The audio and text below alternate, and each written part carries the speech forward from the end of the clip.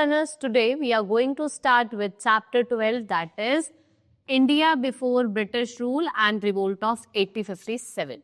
So in this chapter, I will tell you about the advent of British in India, British in Bengal, extension कैसे हुआ British Empire का, discontent कैसे हुई among the Indians, the first World War of Independence, after the revolt, social and religious reform and rise of nationalism. So as you all know, India was famous in the world for spices. Spices के लिए जाना जाता था, right? Then calico, silk, gold and pearls, ebony. फिर Arabs, Greeks और Roman trade करने आते हैं इंडिया में over sea and land for century. उन्होंने इंडियन गुड्स को यूरोपियन मार्केट्स में बेचा, right? And western Europe could also, जो कंट्रीज थी, they also decided to make profit with such trade. ठीक है, जो वेस्टर्न यूरोपियन कंट्रीज थी उनको भी बहुत प्रॉफिट हो रहा था उस ट्रेड से. सो व्हाट हैपन, पोर्तुगीज जो थे वो सबसे पहले आते हैं. ठीक है, और सबसे पहले कौन आता है? वास्को डी गामा होता है, पोर्तुगीज सेलर 1498 में. And what he discovered new and all sea ट्रू from Europe to India or via Cape of Good Hope. So Portuguese fought against and drove away Arab leaders and they established absolute control over India. और उन्होंने क्या करा?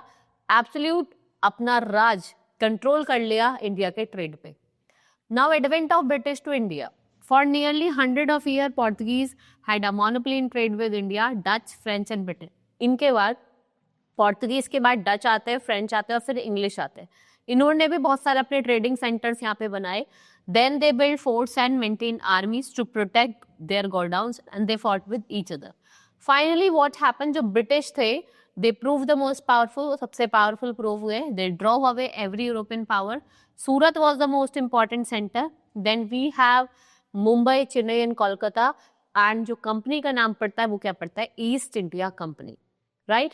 Now British in Bengal. In those days अगर हम बंगाल की बात करें, जो सुराजुद्दौला थे, यंग नवाब ऑफ बंगाल, ठीक है, he took a stern action against British trade and did not like the British traders.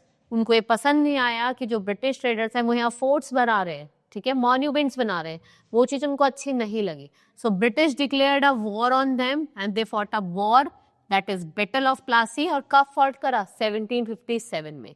और सुराजुद्दौला उस बैटल को जीत जाते हैं और ब्रिटिश क्या बन जाता है? सबसे पावरफुल बन जाता है. Then extension of British empire. धीरे धीरे क्या हुआ? ब्रिटिश एम्पायर का एक्सटेंशन हुआ. So British tamed India soldiers and employed them in their army.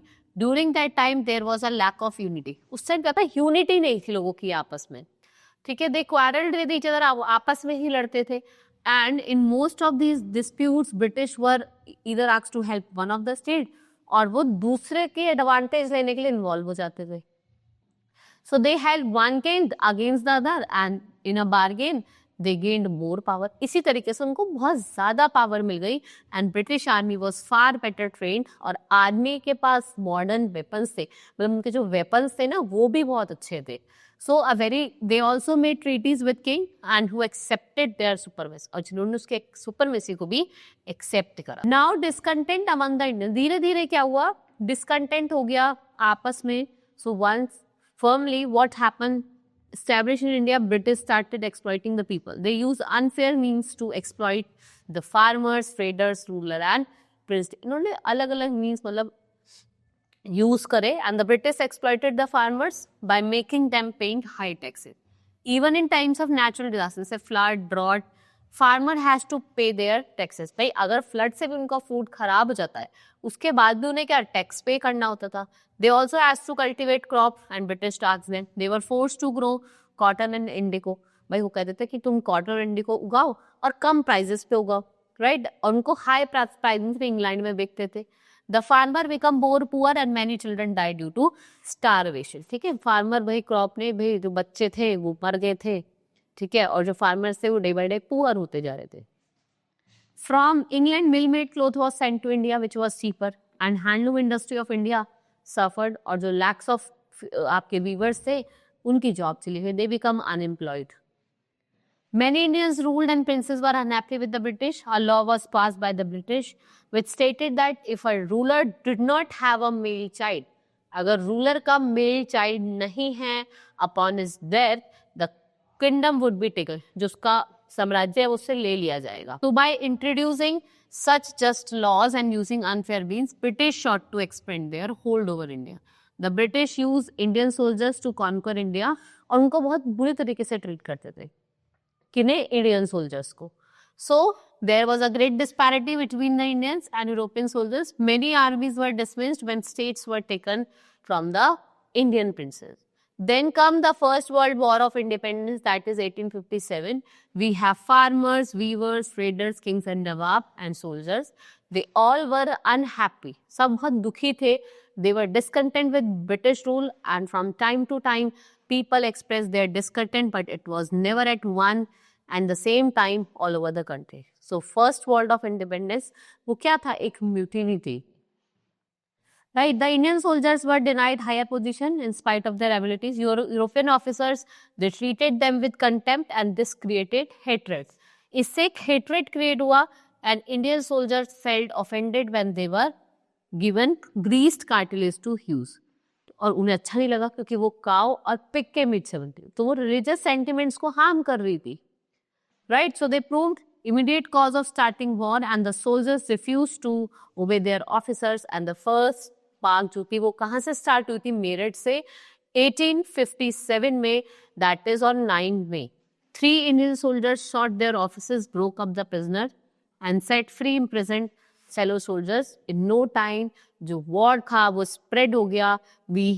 It was declared that Mughal Emperor Bahadur Shah Zafar as their leader. और बहादुर शाह जफर को क्या बना दिया गया? Right, and some other leader they also struggled. We have Nana Sahib, Tantya तोपे, रानी लक्ष्मीबाई, बेगम हजरत महल के अलग अलग जगह से अलग अलग लोगों ने वॉर में हिस्सा लिया. The revolt brought the East India Company to bring collapse, and the revolt was now come to be known as First World War of Independence. Right? After the revolt, what happened? The First World War of Independence was suppressed by the British. Right? The factors जो responsible थे failure के लिए वो कौन कौन से थे? First is it did not spread to all parts of India. ये सारे पार्ट्स में नहीं फैला. All the people did not support it. सबने इसको सपोर्ट नहीं करा. Indian soldier did not have sufficient money. उनके पास सफिशिएंट मनी नहीं थे, अच्छे वेपन्स नहीं थे. And British soldiers were well equipped with money and modern weapons. British soldiers were also well organised. ये वेल ऑर्गेनाइज्ड भी थे.